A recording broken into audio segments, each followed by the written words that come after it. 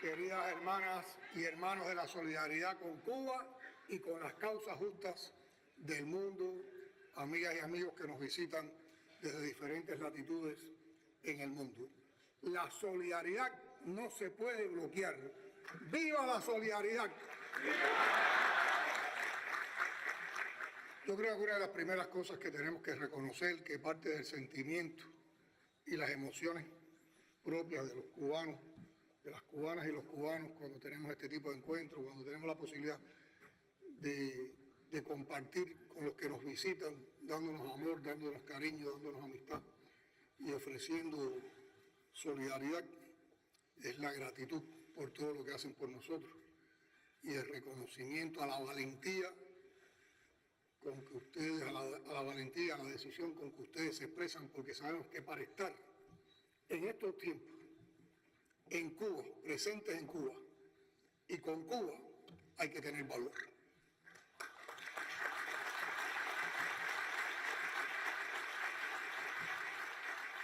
Muchos de ustedes hablan de que se emocionan cuando vienen a Cuba. Nosotros también nos emocionamos cuando ustedes vienen a Cuba y cuando ustedes nos manifiestan estos afectos y esta solidaridad. Y yo creo que podemos compartir solidaridad, podemos compartir ideales. Creemos en que un mundo mejor es posible, como nos enseñó Fidel, precisamente porque estamos reconociendo que puede haber otro modelo, otra posibilidad para los que habitamos en este mundo tan desordenado y tan caótico.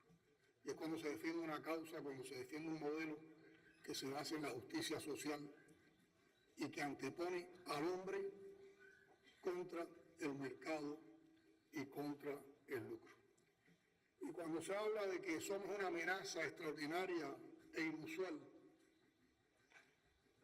para los Estados Unidos, y estamos seguros que ese no es el sentimiento del pueblo norteamericano, ese es el sentimiento del gobierno norteamericano o el pretexto que usa el gobierno norteamericano para agredirnos, uno se pregunta, ¿cuál es la amenaza? ¿Qué es lo extraordinario de esa amenaza? ¿Qué es lo que es inusual en esa amenaza cuando Cuba es un país de paz? Cuando Cuba es un país que ha servido como escenario de los principales diálogos de paz de la región de América Latina y el Caribe. Cuando Cuba fue el lugar donde se vinieron a reunir la Iglesia Católica y la Iglesia Ortodoxa Rusa para resolver el sismo que habían mantenido durante más de 1500 años. Yo trato de contestarme esa pregunta todos los días, porque como explica Bruno, no hay pretexto ninguno, no hay razón ninguna que justifique una agresión militar contra Cuba. Bueno, pues esa amenaza extraordinaria e inusual tal vez sea el ejemplo de resistencia y creatividad del pueblo cubano.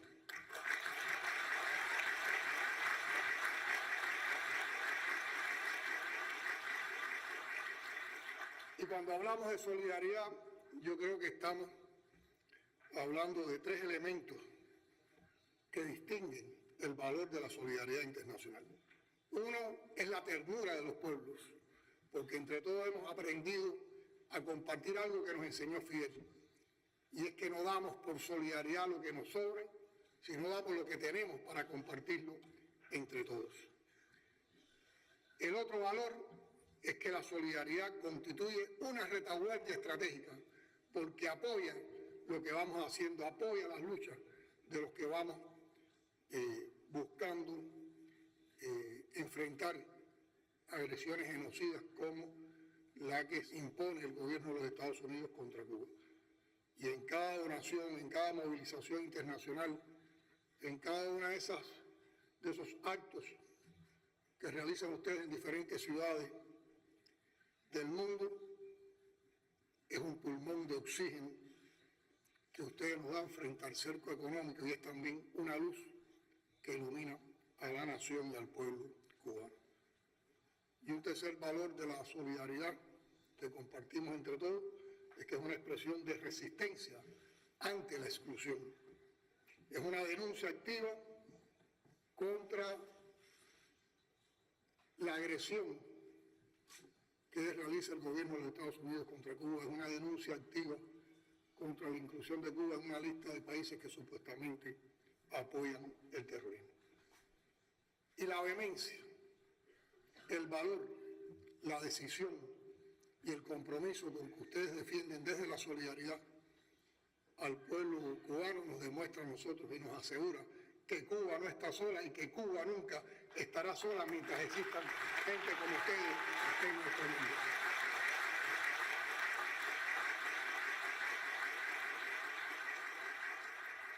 Yo creo que ayer entre todos pudimos apreciar lo que fue una magnífica demostración de heroísmo, de firmeza, de decisión, de convicciones, de militancia y de combatividad del pueblo cubano.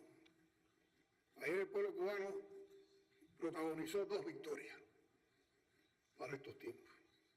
Una vez logrado más de un 80% de firmas de la población activa cubana mayor de 17 años a favor de la revolución cubana, en contra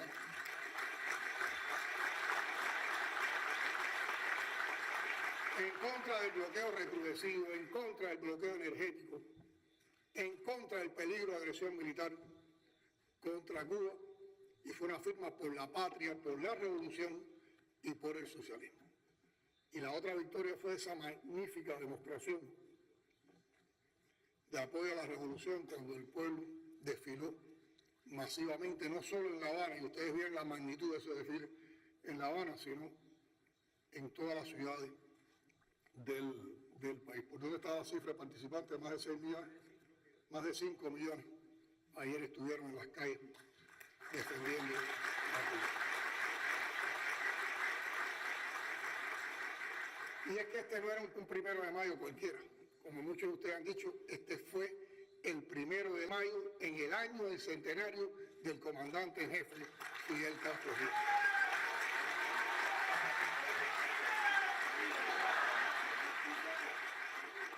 Y creo que todos podemos compartir la convicción de que nuestro pueblo, el pueblo cubano, y ustedes, los amigos solidarios de ese pueblo, que son parte también de esta patria y de este pueblo, dimos el menor homenaje posible al comandante en jefe en el año de su centenario, en ese 1 de mayo.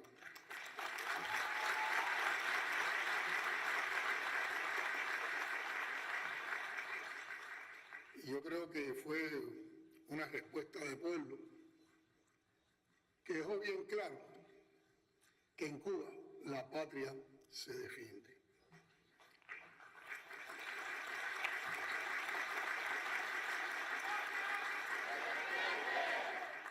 Alguien me preguntó ayer qué era lo extraordinario de este 1 de mayo. Bueno, tiene que ver con ese compromiso con el comandante en jefe, con la situación que estamos viviendo, con lo que fuimos a expresar en ese 1 de mayo. Pero creo que hay un hecho muy singular y que ustedes no han pasado por alto. Y es que nuevas generaciones ayer en Cuba levantaron nuestras banderas históricas. Los enemigos de la revolución han gastado millones tratando de evitar de que la juventud cubana sea continuadora de la obra de la revolución. Los enemigos de la revolución vaticinaban de que no iba a haber apoyo del pueblo y que esto iba a ser un desfile, una manifestación con poca participación popular. Y como se dice a los cubanos, se cogieron el dedo con la puerta. Y los jóvenes salieron a defender a la revolución. Pero la juventud cubana salió a defender a la revolución como parte de ese pueblo con la convicción de que son la juventud del centenario del comandante en jefe.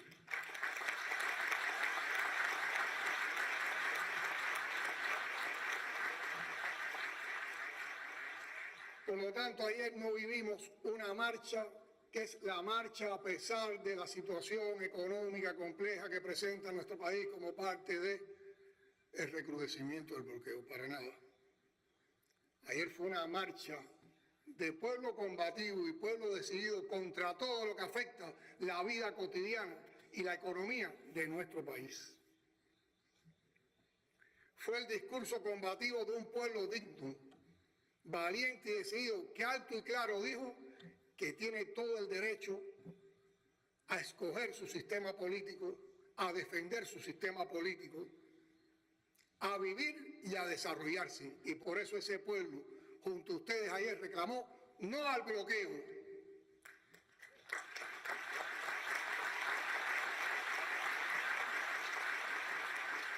Y como siempre hemos dicho, que nos quiten el bloqueo, a ver a cómo tocamos. Vamos a hablar un poco del mundo. Yo creo que ustedes han caracterizado con todo rigor la problemática que hoy tenemos en el mundo. Es indudable que hay una crisis del capitalismo. Hay una crisis multidimensional del capitalismo. Y hay una crisis imperial también en el gobierno de los Estados Unidos. Hay otros países que ofrecen desde las posiciones del multilateralismo otras posibilidades para los pueblos y para las naciones del sur global. Cada vez más son las voces que se alzan en contra de los abusos imperiales. Los representantes fundamentales del gobierno de los Estados Unidos tienen una crisis de credibilidad también dentro del pueblo norteamericano. Pero cuando el capitalismo y cuando el imperio está en crisis, es entonces cuando resurgen las ideas más ultraconservadoras. Por eso está resurgiendo el fascismo en estos momentos, y el gobierno actual de los Estados Unidos es un gobierno fascista.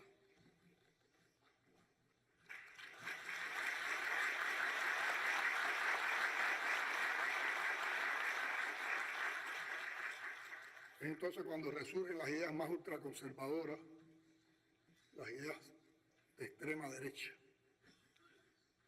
Y es por eso que se cometen actos genocidas en el mundo, como es el genocidio que se comete contra el pueblo palestino, como es el genocidio que se está cometiendo contra el pueblo en el Líbano, o que se vaya a las agresiones y se vaya al lenguaje de la guerra para resolver los conflictos internacionales. Y es que estamos en presencia de una guerra ideológica, de una guerra cultural y de una guerra mediática. ¿Por qué esa guerra que trata de imponer el imperio es ideológica? Pues están tratando de imponer sus ideas hegemónicas sobre la base de la dominación. Quieren dominar el mundo, nos quieren dominar a todos, quieren dominar a nuestros pueblos, quieren dominar a nuestras naciones. Porque es una guerra cultural, porque para hacerlo se tienen que apropiar y tienen que dominar nuestras mentes. Y por eso tratan de buscar que nuestros pueblos rompan con sus raíces, con su identidad, con su cultura. Por eso atacan la cultura y la historia de nuestros pueblos. Y es una guerra también mediática, porque usan todo ese entramado de redes digitales y de medios de comunicación para exaltar los valores supremacistas, la xenofobia, para asesinar reputaciones de naciones, de líderes, para imponer la cultura occidental, para denigrar a los pueblos, a los procesos revolucionarios, y lo hace sobre la base de la perversidad, usando la calumnia, la mentira, las falsas noticias, tejiendo construcciones mediáticas para que la repetición de la mentira y la narrativa de la mentira se convierta en una verdad que sea asumida por muchos en el mundo. Y fíjense, así han actuado en los últimos momentos. ¿Qué se hizo contra Venezuela? Se comenzó a construir mediáticamente una narrativa de narcoestado,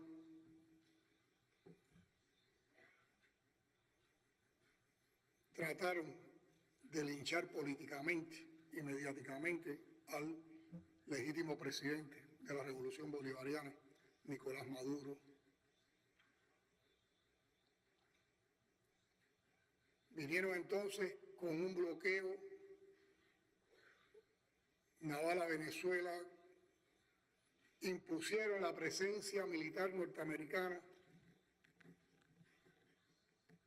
más grande en los últimos 20 años en el área del Caribe. Como parte de esa narrativa han justificado crímenes extrajudiciales contra embarcaciones que nunca han podido ser comprobadas si estaban o no vinculadas al narcotráfico y si los que estaban en esas embarcaciones eran personas vinculadas al narcotráfico. Y cuando tuvieron creadas todas las condiciones, con esa artillería mediática, agredieron a la nación venezolana, secuestraron y extrajeron a un presidente legítimo y a su esposa para hacerle un falso juicio en los Estados Unidos.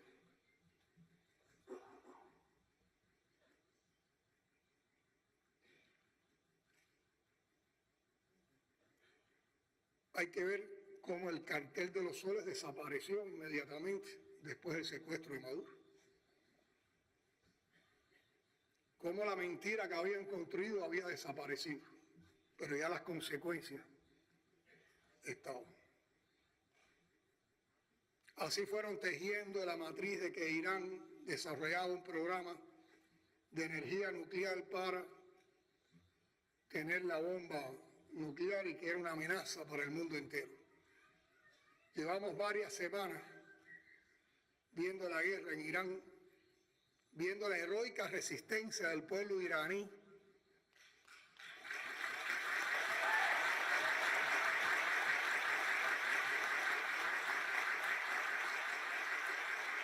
y lo que no hemos podido ver aún es una bomba nuclear iraní, ni una amenaza de Irán con el uso de las bombas nucleares. ¿Quiénes son los que están hablando de usar la bomba nuclear? El gobierno de los Estados Unidos.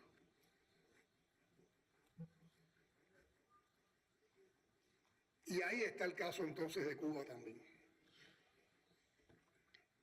Han armado una enorme campaña diciendo que nosotros somos una amenaza inusual y extraordinaria contra Estados Unidos, que violamos los derechos humanos, que somos un Estado fallido, que estamos en un colapso económico, que ellos están muy preocupados por las vicisitudes del pueblo cubano, lo cual es totalmente una ironía y una falacia.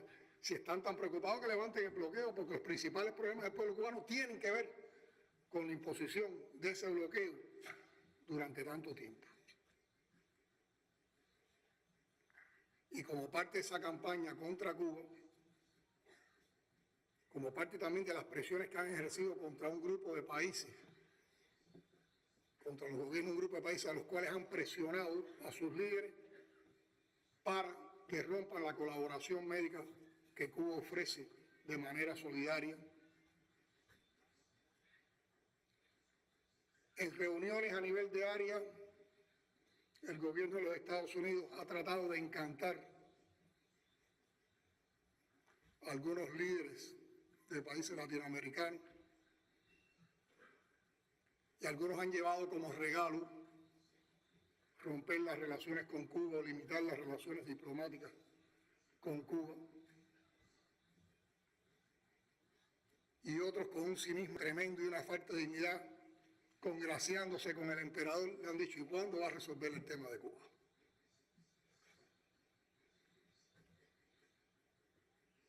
Entonces, en medio de esa situación, ya cuando Venezuela en diciembre empezó a ser bloqueada desde el punto de vista energético, Cuba empezó a dejar de recibir petróleo. Estamos hablando de diciembre. Después, en enero, vino la orden ejecutiva del 29 de enero.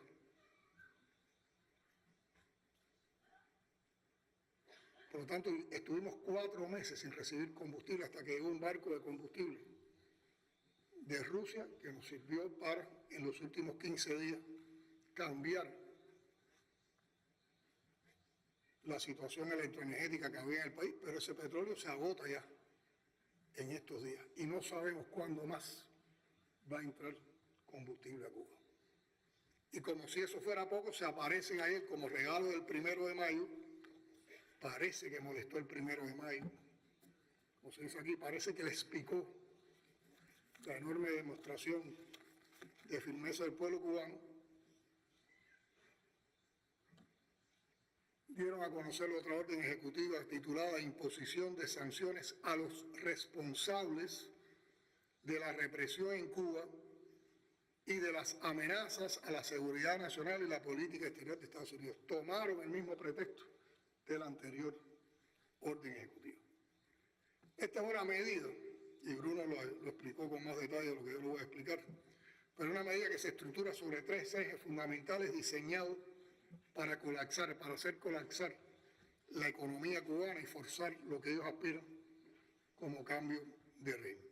En primer lugar, impone sanciones sectoriales ampliadas, bloqueando cualquier propiedad estadounidense de personas o entidades que operen en los sectores, fíjense qué sectores escogieron: energético, de defensa, minero y de servicios financieros de la isla. Por lo tanto, están atacando nuestras fuentes vitales de ingresos, que han sido atacadas ya y han sido conmocionadas en más de 60 años de bloqueo, después de bloqueo recrudecido a partir del segundo semestre del 2019, cuando Trump aplicó 240 medidas de recrudecimiento del bloqueo, en enero del 2020, cuando nos incluyeron en la lista de países que supuestamente apoyan el terrorismo, y después como todas esas medidas han sido mantenidas en todo este tiempo, primero por la administración Biden, después por la segunda temporada de la administración Trump, y ahora recrudecida con el bloqueo energético y nuevamente con esta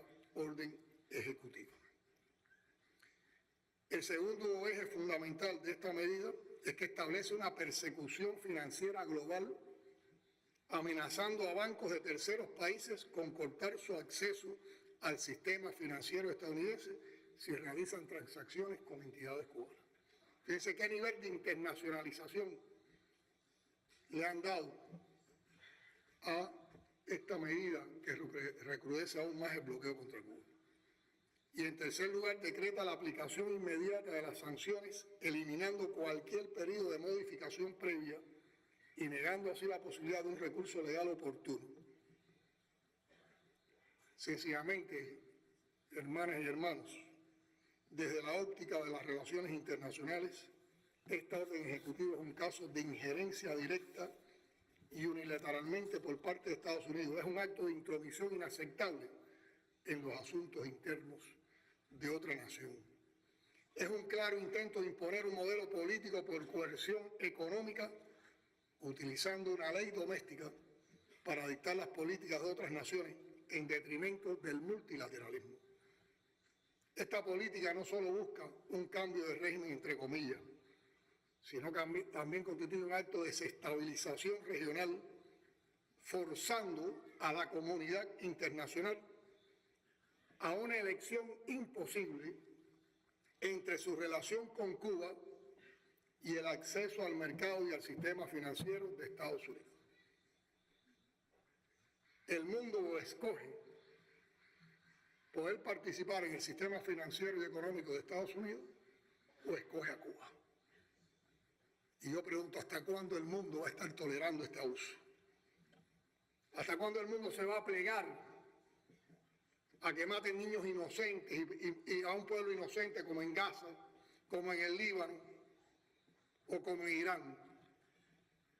¿Hasta cuándo el mundo va a tolerar esta política de máxima presión de los Estados Unidos contra el heroico pueblo cubano?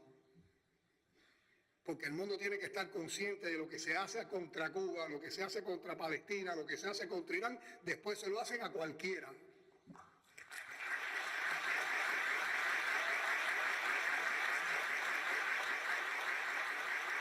Y por eso nosotros decimos con todo sentido de responsabilidad, y alguien lo dijo aquí, que quien se levanta con Cuba en este momento se levanta para todos los tiempos, porque en Cuba se está defendiendo la dignidad de los pueblos.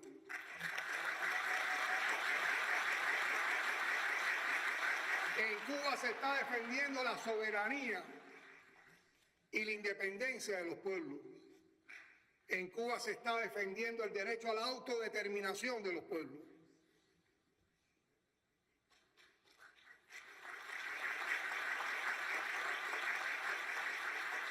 Y en Cuba se está defendiendo la convicción de que una causa justa defendida por un pueblo heroico no se abandona. Por lo tanto, que nadie espere que en Cuba habrá rendición.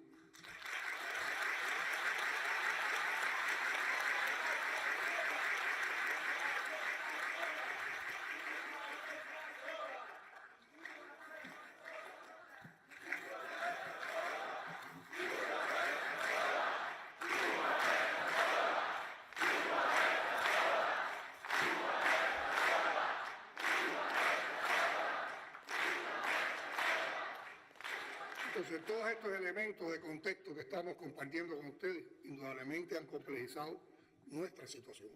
Y como ustedes han vivido, han compartido con el pueblo cubano, hoy vivimos muchas limitaciones acrecentadas a las que ya veníamos viviendo. Hay que preguntarse cómo puede mantenerse la economía de un país, cómo se pueden mantener los servicios de un país que les es negado recibir combustible. O sea, nosotros estamos enfrentando como país, como pueblo, una agresión multidimensional de la potencia más poderosa del mundo. Y aquí el problema es un efecto acumulado, porque hay personas, o hay análisis que se hacen y se habla de la situación de Cuba en el momento actual, ¿no? La situación de Cuba es la acumulación de problemáticas de más de 60 años de bloqueo recrudecido a partir del 2019, los efectos de la COVID y del bloqueo más recrudecido ahora aún con estas dos órdenes ejecutivas. Se trata de un castigo colectivo que nos quieren imponer y de una asfixia total que nos quieren imponer para lograr que exista un estallido social y que haya un cambio de régimen. Pero Cuba no está cruzada de brazos. No podrán.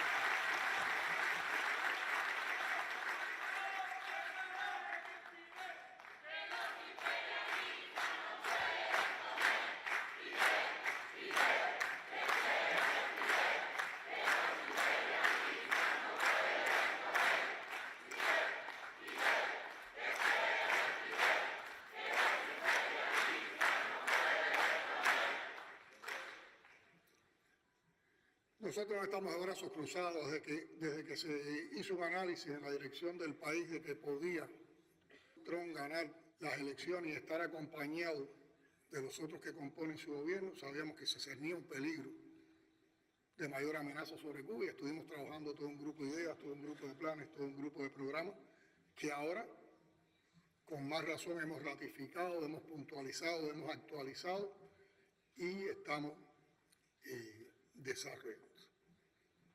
Entonces, ante esta agresión multidimensional, nosotros nos hemos planteado tres prioridades fundamentales y queremos compartirlas con ustedes para que ustedes sepan y tengan todos los argumentos de lo que hace Cuba.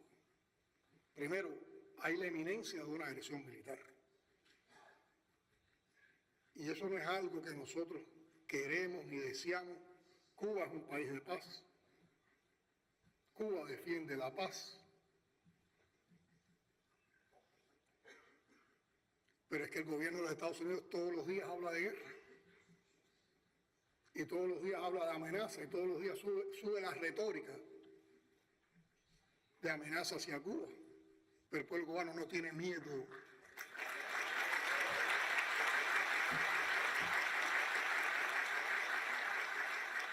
¿Y saben por qué no tiene miedo? Porque cuando uno asume que está dispuesto a entregar la vida por una causa justa, que en este caso es estar dispuesto a dar la vida por nuestra revolución, estar dispuesto a luchar hasta las últimas consecuencias por nuestra revolución, y cuando son muchos en este país los que estamos dispuestos a hacer eso, no puede haber miedo. Ya tú tomaste la decisión de tu vida hasta las últimas consecuencias y ya se acabó el miedo. Y eso lo demostró ese pueblo ayer con las firmas y con su participación. Pero eso lo demostraron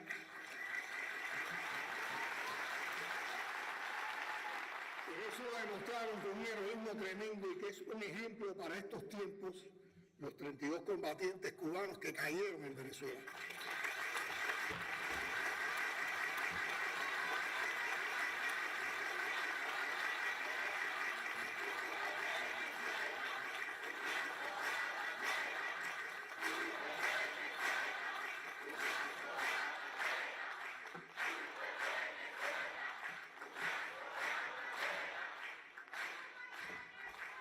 Esos combatientes cubanos enfrentaron a fuerzas élites del ejército norteamericano que lo superaban tecnológicamente, lo superaban numéricamente. Se había concebido por parte del gobierno de Estados Unidos, por parte de su ejército, que la operación de secuestro del presidente de Venezuela se hacía en minutos y se les complicó cuando nuestros bravos combatientes enfrentaron a esas fuerzas élites de los Estados Unidos y estuvieron combatiendo durante más de 45 minutos en esas condiciones.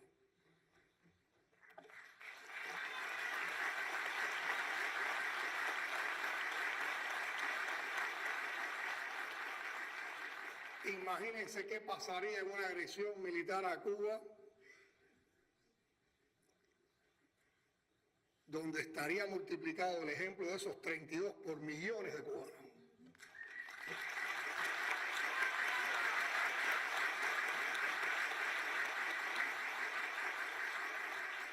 Y se lo decimos con toda responsabilidad, no estamos hablando así porque queramos la guerra.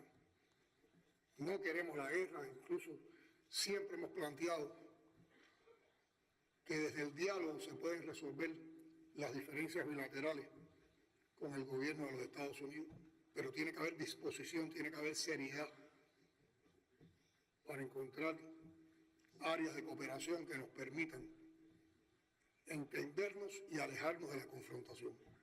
Pero también ratifico aquí lo que hemos dicho en otras ocasiones, no le tememos a la guerra. Y aquí no habrá ni sorpresa ni derrota.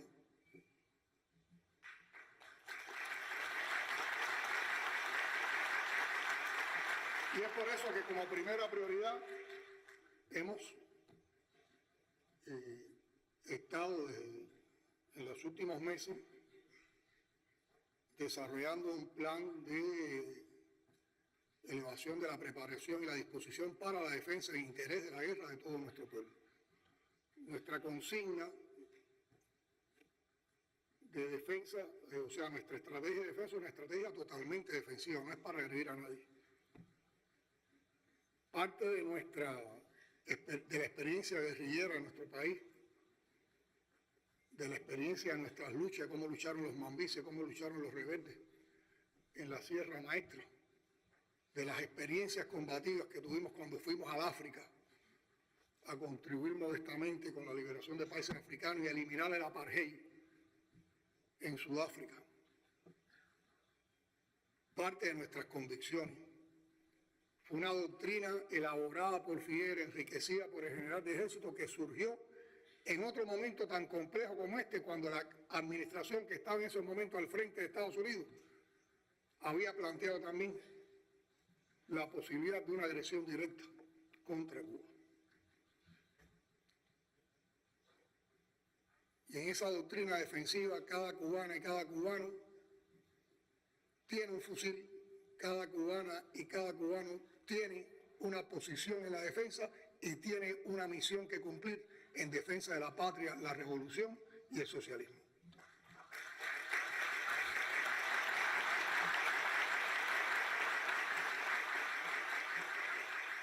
Entonces, la segunda prioridad tiene que ver, nos quieren asfixiar económicamente. Bueno, discutimos con el pueblo a finales del pasado año, en diciembre del pasado año, y en las primeras semanas de enero de este año, entre todos discutimos a nivel popular un programa de gobierno para el desarrollo económico y social en las condiciones actuales. Por lo tanto, todo nuestro pueblo opinó, criticó, propuso, y al final de todo este debate de consulta popular se ha logrado un programa de desarrollo económico y social más robusto, precisamente porque fue enriquecido por esa participación popular. En él se contemplan todo un grupo de transformaciones que hay que hacer en nuestro modelo económico social y que tenemos también que hacerlo con agilidad, sin burocracia, con la mayor diligencia posible. Que yo diría que aunque son varios los aspectos, podríamos agruparlos en tres ejes fundamentales. Transformación económica, que tiene que ver cómo logramos la estabilización macroeconómica, cómo potenciamos la producción nacional, cómo logramos mayores niveles de exportación.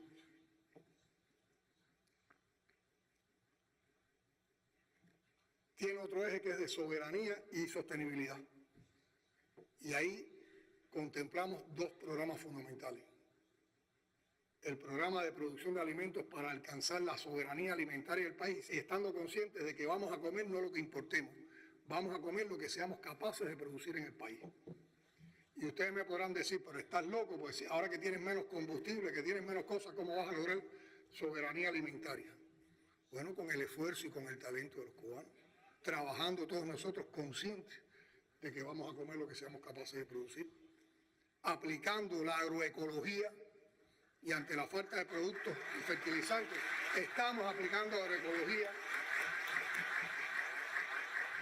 y estamos desarrollando un programa de desarrollo agropecuario, de producción de alimentos, que es más amigable con el medio ambiente, que es sostenible en nuestras condiciones. Y el otro programa importante es entonces, también para la sostenibilidad energética del país, el programa energético, que tiene como un pilar una profunda transformación de la matriz energética del país que la iniciamos ya el pasado año. Nosotros el pasado año pudimos hacer una inversión de más de 1.000 megawatts en parques fotovoltaicos, lo cual nos hizo saltar en un solo año de un 3% de penetración en la generación eléctrica con fuentes renovables de energía a un 10%, o sea, crecimos un 7% en ese año. Estamos luchando en medio de la adversidad para este año también crecer en una magnitud similar, ir en un programa donde el 2050 podamos ser autosuficientes en ello, usando nuestros recursos. No nos pueden bloquear nuestro sol, no nos pueden bloquear las corrientes de aire de Cuba, no nos pueden bloquear las corrientes marinas, no nos pueden bloquear nuestros ríos. Estamos usando el biogás, promoviendo el uso del biogás, el uso de la biomasa. Los amigos brasileños nos han insistido mucho en incursionar en el tema de los biocombustibles y también lo estamos analizando.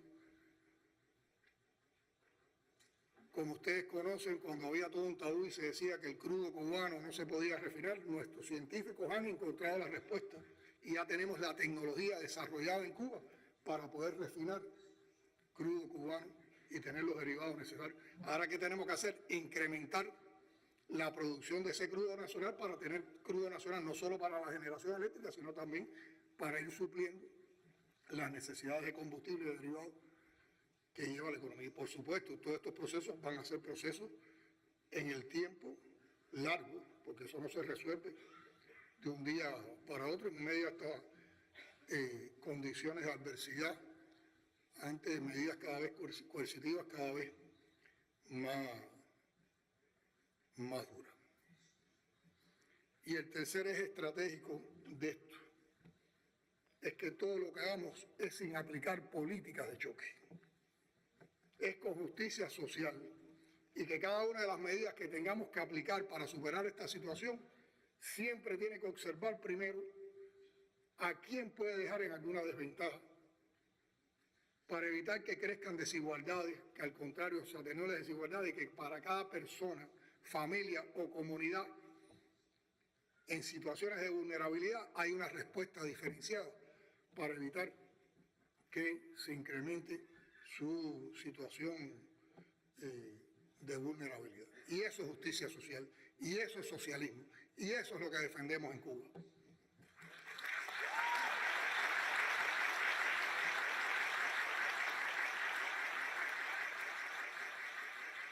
Por lo tanto, yo creo y sueño, y todos soñamos, porque recuérdense que en Cuba, por toda esta política de máxima presión y de bloqueo aplicado durante estos 2 años, independientemente de lo grande que es la hora de la revolución, no hemos podido construir todos nuestros sueños. Tenemos sueños pendientes, tenemos proyectos pendientes.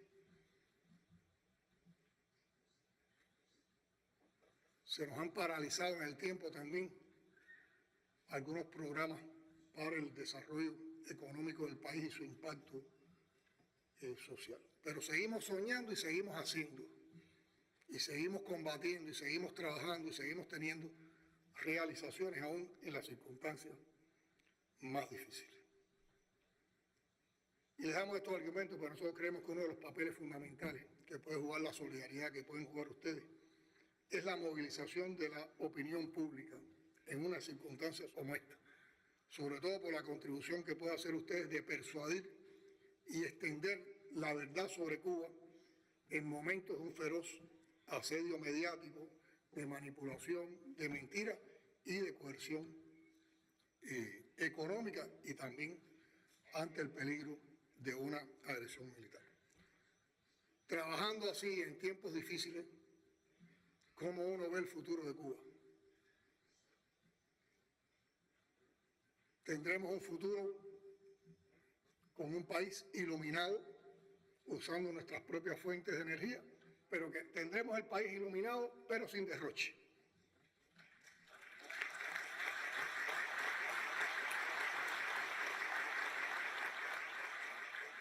Tendremos una Cuba más productiva con eficiencia.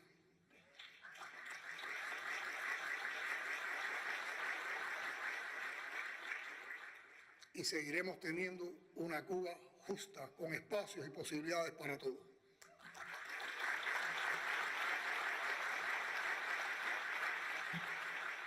Seguiremos brindando solidaridad, seguiremos apoyando las causas justas del mundo, seguiremos apoyando la causa palestina, la causa del pueblo libanés, la revolución bolivariana, la liberación del presidente Maduro y su esposa Silvia, la causa del pueblo saharaui, la causa de Puerto Rico,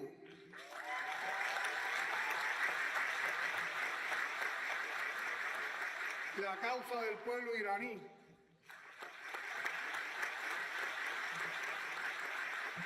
estaremos apoyando la causa de los que han protagonizado la flotilla de Gaza,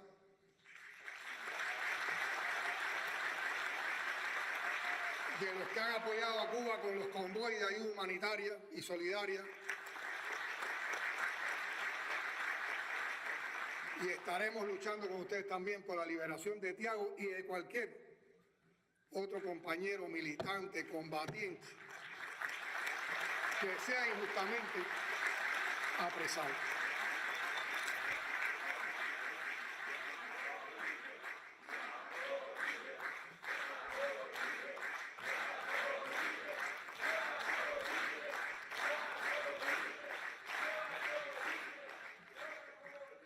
Nosotros tenemos la convicción de que la verdadera fuerza de una nación reside en su pueblo, en su gente y en los trabajadores que construyen un futuro digno.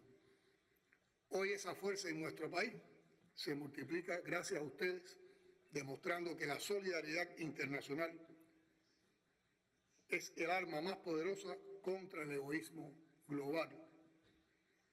El heroísmo, la resistencia, la creatividad, la dignidad y la historia del pueblo cubano, junto a ustedes y junto a la solidaridad de ustedes, nos van a dar la victoria, y de eso no tenemos ninguna duda.